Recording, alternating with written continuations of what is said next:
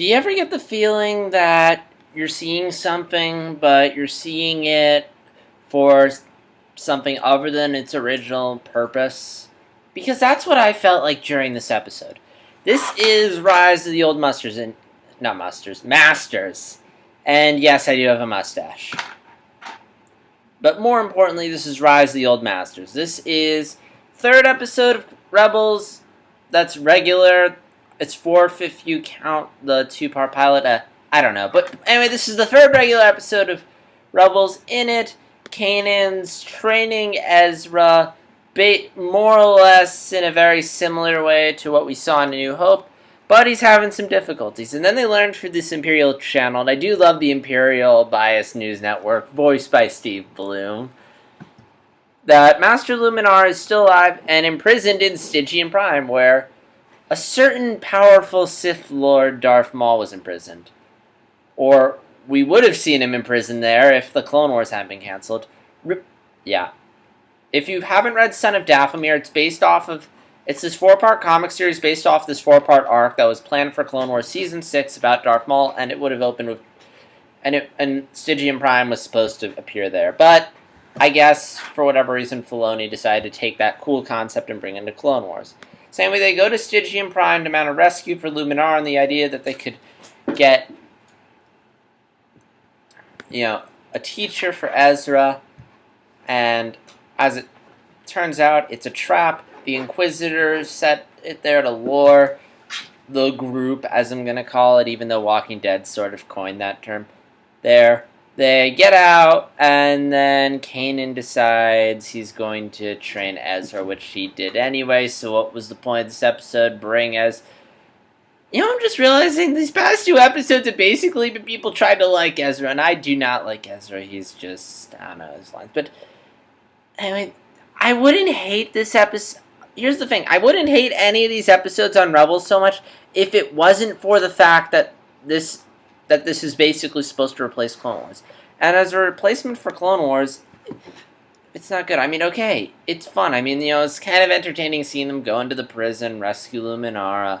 The background animation's nice, the classic Star Wars is nice, but I don't know, it just didn't grab me. Like, I like seeing the prison that appeared in Clone Wars. I liked how we more or less see somewhat of what probably would have happened on had this prison been shown on Clone Wars, but it lacked that oomph, and I feel like a bunch of things had to do with this. One, it just felt a little lifeless and empty. There weren't too many guards walking around, especially given you're keeping a Jedi Master prisoner. I think there'd be more. I mean, Maul, when Maul's in there, he's in, the ray shield restrainer thing. There's, all those guards. I mean, it takes, 4 Mandalorians to fight everyone. There's, all these battle droids. And here it's just, a couple troopers there, a couple troopers there. But again, that's probably just Disney giving them so little of a budget that they couldn't really show that many Stormtroopers. I mean, yeah, they haven't really showed that many Stormtroopers. It's not like Clone Wars where the animation they had such a big budget they could cram so much stuff on screen. Here they don't have as much, so that's probably why it felt empty. It wasn't as grand or as big as in Rebels. It still looked, as in Clone Wars. It still looked big and nice, but I feel like Clone Wars, it would have had that oomph. There was no, we would probably have had weather effects, lots of snow blowing everywhere. And it would probably have this really great atmosphere as opposed to Rebels, where it's just here's this prison.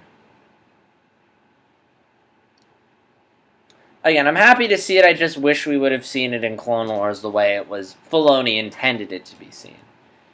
Also, we got our introduction to Count Vidian, who I'm kind of torn on, because on one end he's kind of a cool villain, cool voice, cool lightsaber, but on the other end he kind of sucks as a villain. I mean, he's very generic.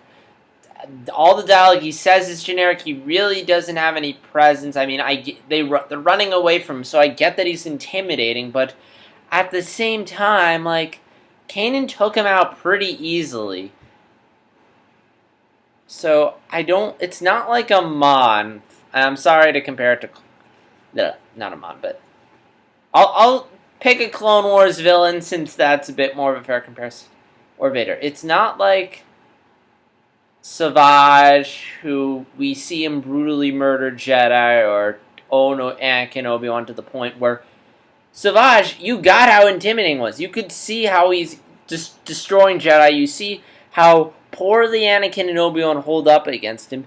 You get, or when Obi-Wan gets attacked by both Darth Maul and Savage in the season 4 finale, you get how intimidating they are. Obi-Wan can't take him on by himself. He needs Ventress to help her.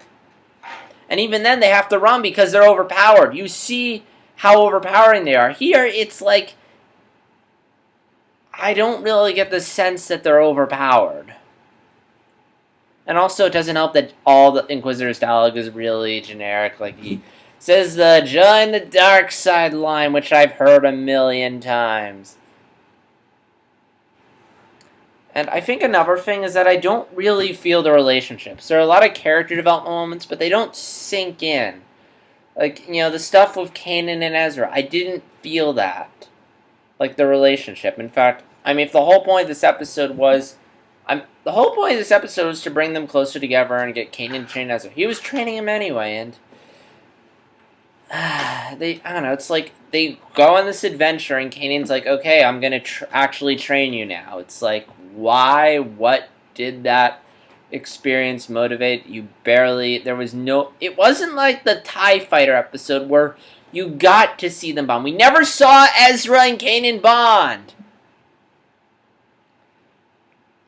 Like, nothing in this experience brought them closer together, and all it does is just make this seem like the generic master-pupil argument scenario we've seen a million times, except, unlike last times, the Clone Wars doesn't do anything... Not Clone Wars, Rebels doesn't do anything new of it because it's a fucking show for fucking 5-year-olds! Gosh, I hate it. I hate this show more because we got... I don't say this a lot, but it's true. I hate the fact that we canceled this really dark, mature, sophisticated show for this simplistic show geared at 3-year-olds who may have never seen Star Wars before. But then again, Clone Wars was geared at people who haven't seen Revenge of the Sith, and that show is awesome! Most of the time. But yeah, so I don't like the generic relationship here. There was no point to them going to that prison. It didn't accomplish anything. There was a bunch of other ways you could have brought these guys closer together. But I think a lot of why the relationship didn't sink in for me is because it felt very rushed. Because they're telling these stories in 20 minutes as opposed to Clone Wars where you'd have like 3 or 4 episodes. You'd break your story up into 3 or 4 episodes, and you could tell it over then. And that way, you could really let the characters breathe and flesh it out. Here they have to cram everything into the span of 20 minutes.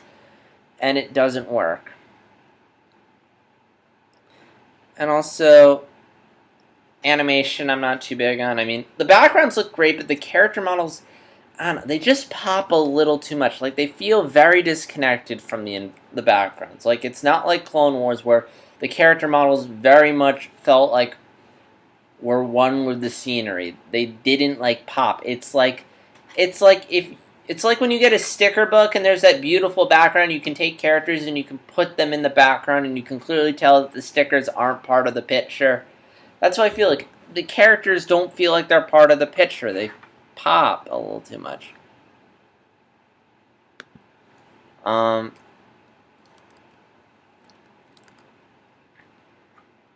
So yeah, lots of generic dialogue and cliche relationships.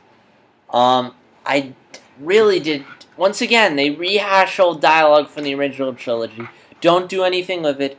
Just recycle it. And they're very sloppy. Like, the whole do not, there is no try line. And then Kanan's like, oh, I'm not sure what it... Never really understood what it means. That's way too self-aware.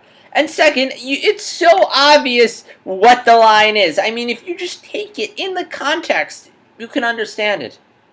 Like, it's such a self-explanatory. Do we really need to explain the line? And, oh, wait, this show is targeted towards fucking 5-year-olds. Of course we need to spell it out for the 5-year-olds who are too dumb as shit to figure out what that simple line means. It's like, I fucking hate this show. I fucking hate what Disney has done to Star Wars. I hate the fact that they are basically making a show for 3-year-olds. And I fucking hate this Star Wars purchase. There's no emotion. There's peace. Or is that not canon now? So yeah, I wouldn't hate this show as much if we hadn't just got a really awesome show. But yeah, for some reason though, like everyone needs to praise this show and talk about how great it is. Like, I love how schmoes are suddenly covering this cartoon. Like of all the great cartoons, they're covering this. Why? Because there's Schmoesville and they need to promote stuff. Because it's like, hey, if schmoes watch it, we'll watch it. But yeah. But ranting on schmoes is something another time. Although I do find amusing how Christian, he's so critical of Walking Dead, but he praises Rebels. Yet, meanwhile,